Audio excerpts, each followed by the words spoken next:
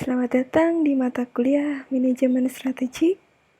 Pada kesempatan kali ini kita akan membahas tentang bab strategi korporasi. Bagian pertama ini kita akan membahas tentang apa yang akan kita pelajari pada bagian ini, yaitu tujuan pembelajaran yang pertama adalah memahami mengapa perusahaan melakukan strategi korporasi. Yang kedua, mengetahui kapan perusahaan melakukan strategi korporasi. Yang ketiga, memahami bagaimana perusahaan melakukan strategi korporasi. Dan yang keempat, yaitu memahami alat analisis yang digunakan untuk mengevaluasi strategi diversifikasi perusahaan. Mengapa perusahaan harus melakukan diversifikasinya? Di berikut adalah ilustrasi alasan perusahaan melakukan diversifikasi. Di sini ada perusahaan A. Yang pertama, dia melakukan membeli perusahaan B di industri yang berbeda, tapi hasilnya dia tidak ada peningkatan laba. Jadi di sini ada 1 tambah 1 sama dengan 2. Di sini tidak ada sinergi. Yang kedua, perusahaan A membeli perusahaan B, perusahaan C di industri yang berbeda juga, tapi hasilnya A dan C sama-sama memiliki peningkatan laba. Nah, dengan kata lain, kenapa perusahaan melakukan diversifikasi? Karena untuk meningkatkan sinergi. Kalau tidak ada peningkatan sama sekali, ya berarti diversifikasi yang dilakukan kurang efektif dan efisien. Alasan kedua, mengapa perusahaan melakukan diversifikasi selain untuk bersinergi atau meningkatkan kinerja, yaitu untuk memberikan nilai tambah jangka panjang bagi pemegang saham. Nah, alat pengujiannya yaitu dengan 3 cara, yaitu the industry attractiveness test, the cost of entry test, dan the better of test. Nah, yang pertama adalah pengujian ketertarikan industri. Di sini apakah investasi pada industri saat ini memberikan tingkat pengembalian investasi yang sudah baik dan sejauh mana kebaikannya. Terus yang kedua, pengujian biaya masuk. Apakah biaya untuk mengatasi hambatan masuknya ke industri cukup besar sehingga mengakibatkan adanya penundaan mendapatkan keuntungan, dan sampai berapa lama penundaannya. Yang ketiga, pengujian mana yang lebih baik, berapa banyak sinergi yang akan diperoleh dan melakukan diversifikasi ke industri. Bagian selanjutnya adalah kapan perusahaan akan melakukan diversifikasi atau sebaiknya melakukan diversifikasi. Nah, berikut ada pertimbangan-pertimbangan yang bisa digunakan perusahaan ketika harus melakukan diversifikasi. Yang pertama adalah melengkapi bisnis yang sudah ada. Nah, di sini maksudnya adalah sinergi itu dari bisnis yang akan diinvestasikan dapat berkembang menjadi bisnis yang teknologi dan produknya melengkapi bisnis yang sudah ada saat ini. Nah, yang kedua, aset kompetitif yang bernilai. Nah, sumber daya dan kapabilitas dari bisnis yang akan diinvestasikan dapat digunakan sebagai aset yang kompetitif dan berharga di bisnis yang lain. Lalu, mengurangi atau membagi biaya. Nah, biaya dapat dikurangi dengan berbagi bisnis atau mentransfer sumber daya dan kemampuan dari bisnis yang satu dengan bisnis yang lain. Dan yang terakhir adalah mentransfer merek yang kuat ke produk yang lain. Nah, di sini ketika kita memiliki satu bisnis yang merek dagangnya cukup kuat, ini bisa diaplikasikan atau bisa membantu meningkatkan penjualan dan keuntungan di bisnis-bisnis yang lain tersebut. Bagian selanjutnya ialah bagaimana perusahaan melakukan strategi diversifikasinya. Nah, hal ini dibagi menjadi 2 jenis, yaitu diversifikasi berdasarkan jenis perusahaannya, dan yang kedua berdasarkan jenis usahanya. Nah, yang kita bahas pertama yaitu strategi diversifikasi berdasarkan jenis perusahaan. Nah, di sini dibagi menjadi 3 jenis diversifikasi, yaitu akuisisi, kemudian mengembangkan usaha baru, dan joint venture. Nah, ketiga bagian ini kan sudah kita bahas di pertemuan sebelumnya.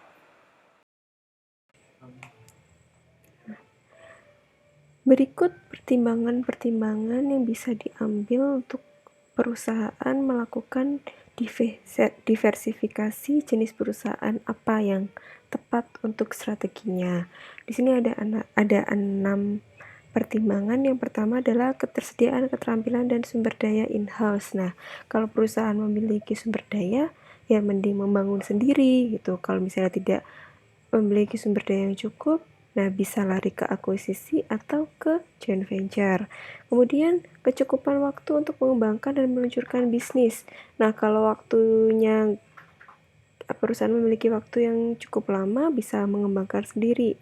Kalau tidak, ya pilihannya antara acquisition atau joint venture.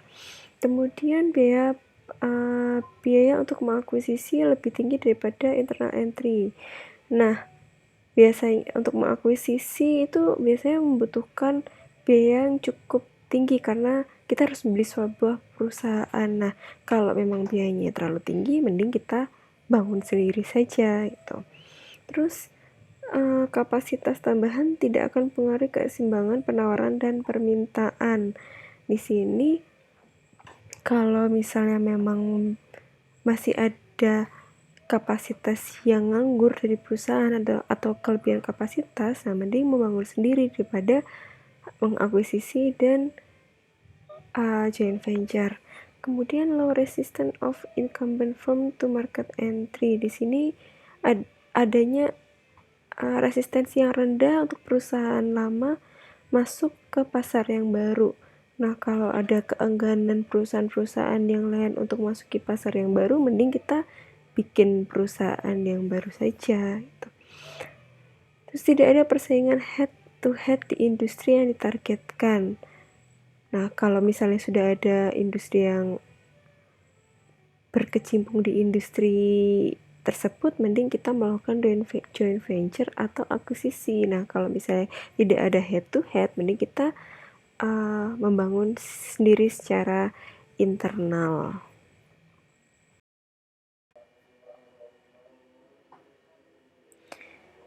Nah, kalau yang tadi diversifikasi berdasarkan jenis perusahaannya, nah ini kita bagi berdasarkan jenis usahanya. Nah, diversifikasi berdasarkan jenis usahanya ada 3. Bisnis yang memiliki keterkaitan, atau bisnis yang tidak memiliki keterkaitan, atau kombinasinya. Kombinasi dari keduanya. Bisnis terkait ini berkaitan dengan rantai nilai lintas bisnis. Kemudian kalau yang tidak terkait ini tidak ada hubungannya dari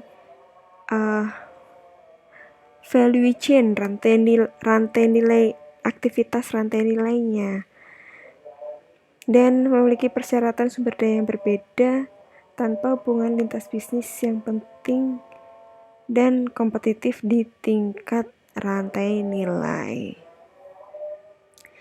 Kalau yang ini keduanya berarti ada kombinasi dari keduanya.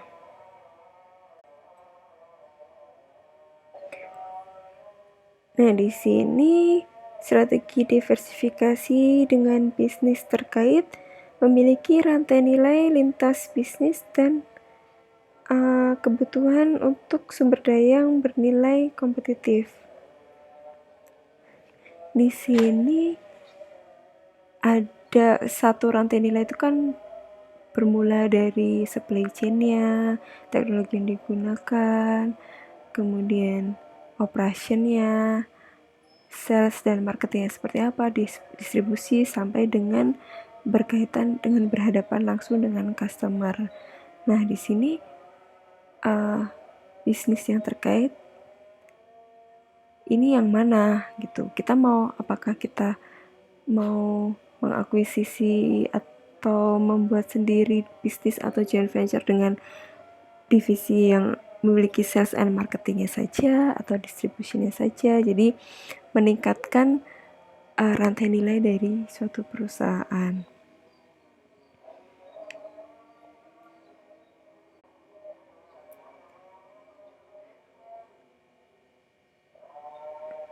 Nah, kalau strategi diversifikasi dengan bisnis yang tidak terkait itu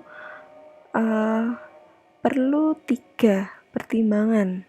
Kenapa kita harus melakukan unrelated diversification. Jadi kalau yang sebelumnya yang terkait itu biasanya untuk menunjang bisnis yang sudah ada gitu. Kalau yang unrelated diversification itu lebih untuk hanya sekedar mendapatkan merek dagangnya, atau ini memang perusahaan ini profitabilitas kedepannya sangat baik nih, karena dia juga sudah mendapatkan pasar, jadi meningkatkan nilai jangka panjang saja untuk perusahaan. Nah, pertimbangannya yang pertama, parenting corporate yang cerdas oleh manajemen memberikan kepemimpinan, pengawasan, keahlian, dan bimbingan. Di sini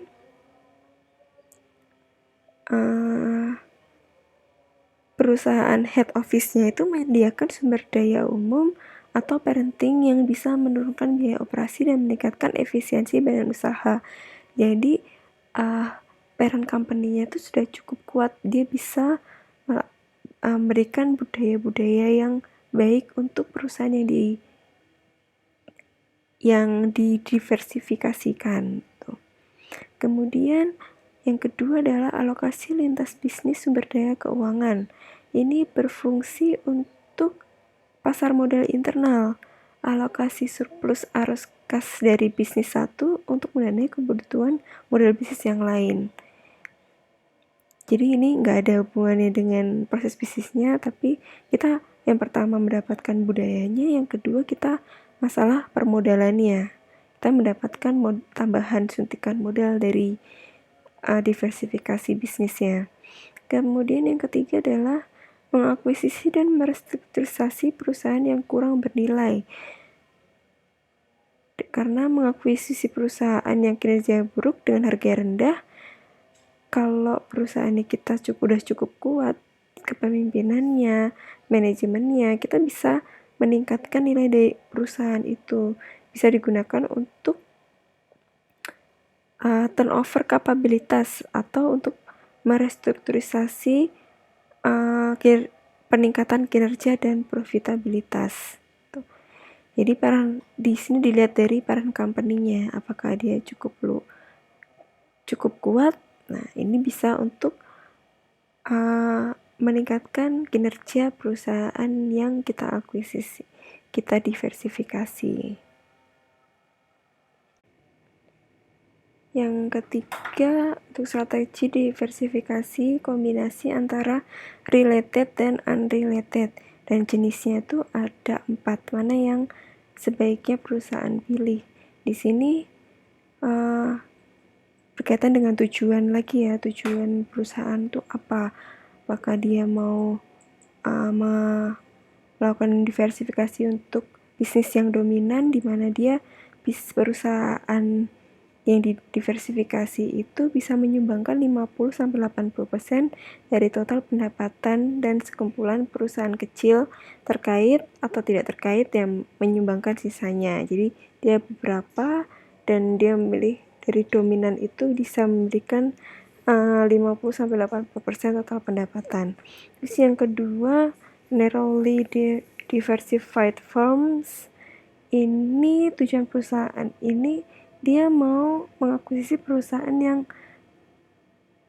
narrowly, yang industrinya tuh sangat sempit gitu. Dia industrinya sangat khusus. Dan yang ketiga, broadly diversified firm. Di sini strategi perusahaannya untuk diversifikasi perusahaan yang sangat beragam. Di sini memiliki koleksi bisnis yang sangat luas, industrinya luas, jenis bisnisnya juga luas, dan sesuai dengan tujuan perusahaan pastinya. Kemudian yang terakhir adalah multi business enterprises. Nah, di sini dia tidak memikirkan dominan atau sempit atau luas, tapi yang penting dia memiliki portofolio yang cukup banyak. Karena biasanya kalau perusahaan yang melakukan multi bisnis ini semacam perusahaan di Indonesia, dia banyak yang melakukan konglomerasi. Yang penting biar kelihatan besar gitu perusahaannya, kecil-kecil tapi banyak, entah itu dominan atau sempit atau luas.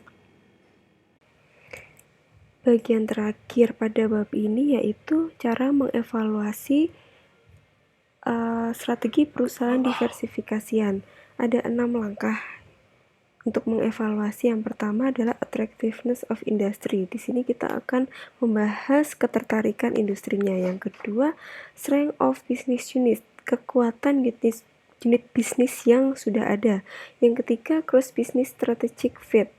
Di sini bagaimana caranya untuk meriksa keunggulan kompetitif sesuai dengan strategi lintas bisnis di perusahaan, berbagai unit bisnis perusahaan saat ini.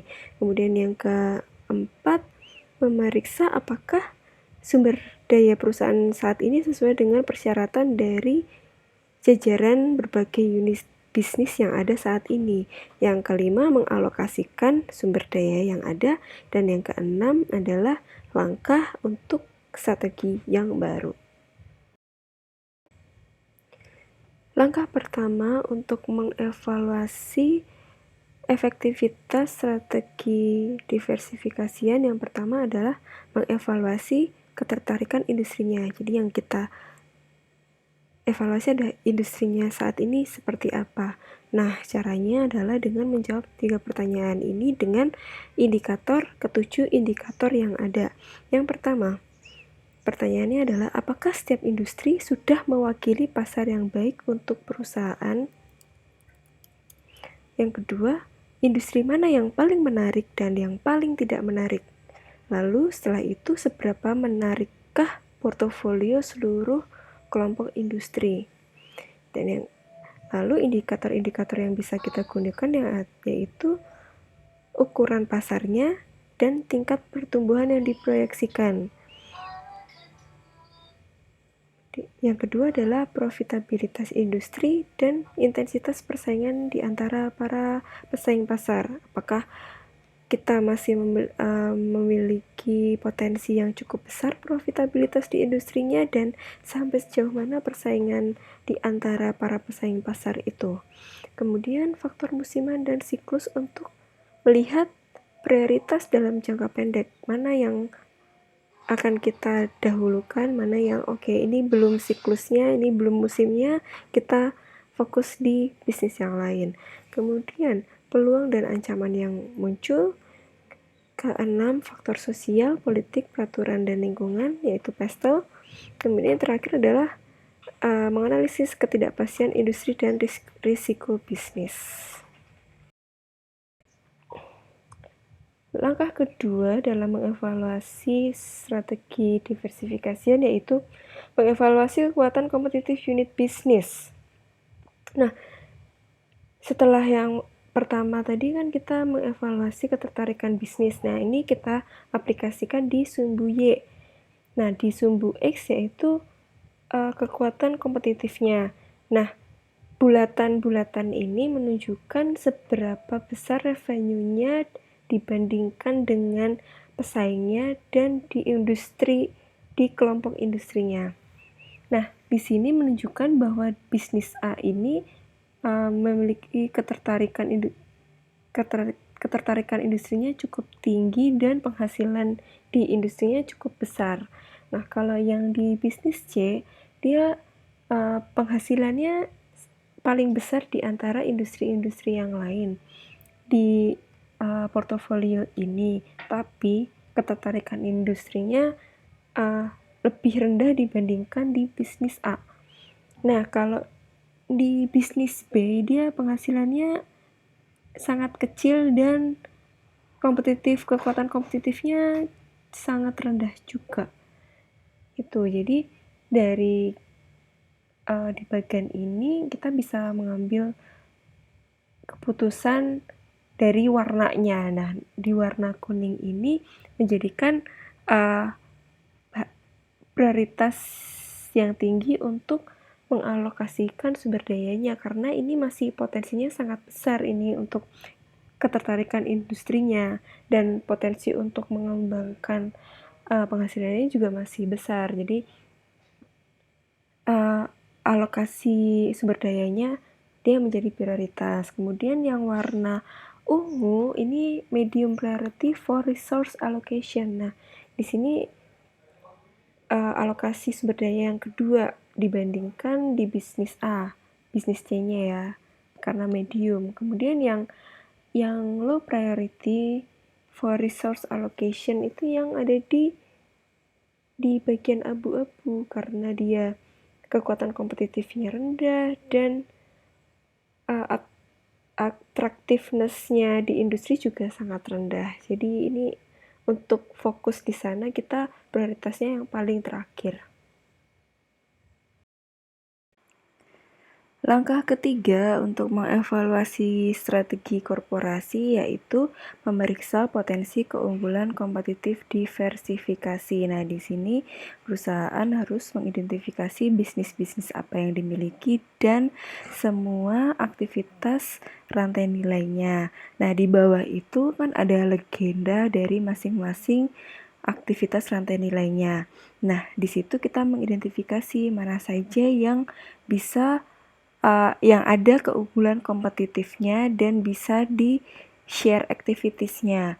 Misalnya contohnya yang pertama ini yang warna coklat. Nah, di bagian rantai nilai pembelian dari suppliernya di bisnis A dan D itu memiliki kesamaan dari suppliernya. Nah, makanya untuk mengefisienkan rantai nilainya mereka saling bekerja sama dari sisi negosiasi dari harga, karena mereka kan permintaannya akan karena dua bisnis yang sama permintaannya kan digabungkan akan menjadi besar, makanya mereka bisa menegosiasikan harganya lalu didistribusikan di tempat yang sama, makanya biaya transportasinya pun bisa diminimalisir gitu.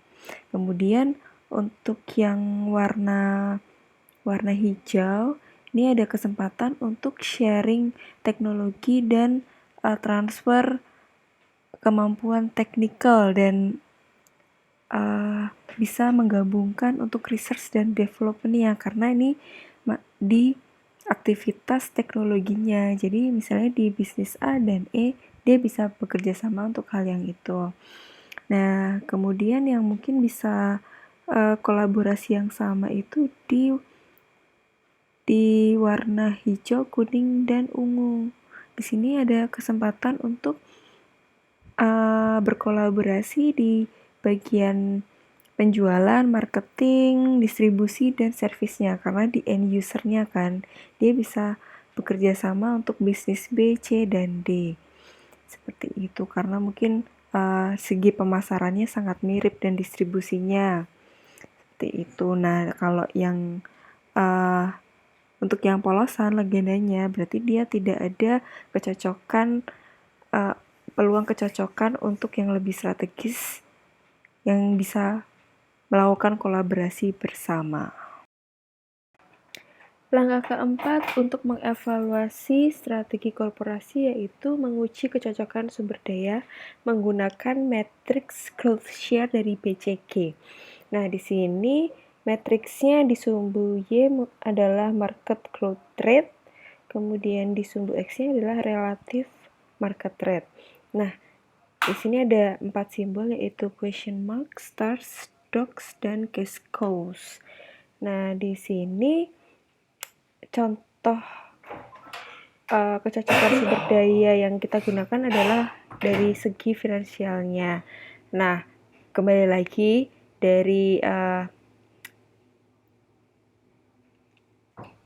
sedikit mengulangi tentang BCG matrix, yaitu question mark, atau banyak yang menyebutnya dengan problem child, di mana dia memiliki high market growth tapi low market share, sehingga dia membutuhkan cash atau suntikan dana yang cukup banyak, karena dia dalam kondisi sedang membangun. Sedangkan untuk yang dog, dia kondisinya low market growth, low market share, dan kondisi keuangannya sangat buruk ya, sehingga sebenarnya orang-orang kebanyakan dog ini mending divestasikan aja, karena sebenarnya membutuhkan suntikan dana untuk pengembangan. Kemudian di cash cow, nah cash cow itu adalah dia low market growth tapi high market share. Jadi di sini dia sudah dalam kondisi yang mature perusahaannya, sehingga sudah bisa memanen, harvest gitu. Dia memiliki sumber daya keuangan yang cukup banyak atau kelebihan kas. Nah, yang paling baik itu adalah star atau bintang. Di sini high market growth, high market share, dia keuangannya sudah cukup baik. Nah, dia bisa mendukung dirinya sendiri gitu. Ini kondisi yang paling prima, klimaksnya dia di sini gitu. Nah, kemudian dari keempat simbol ini, urutan kesuksesan yang baik itu adalah dari cash hook. Cash hook ini adalah question mark dan dogs. Itu kita arahkan ke star, kemudian lalu ke cash cow. Nah, ketika dari anti klimaks, kemudian di mature. Nah, ini kita harus memulai untuk bisnis yang baru. Jangan sampai ketika kita sudah ada di cash cow, udah mature, tapi kita tidak meningkatkan bisnis kita. Nah, itu akan bisa kecenderungan akan turun lagi. Nah, grafiknya, strateginya harus menaikkan grafik lagi. Langkah kelima untuk evaluasi strategi korporasi yaitu membuat peringkat kinerja unit bisnis dan prioritas alokasi sumber daya.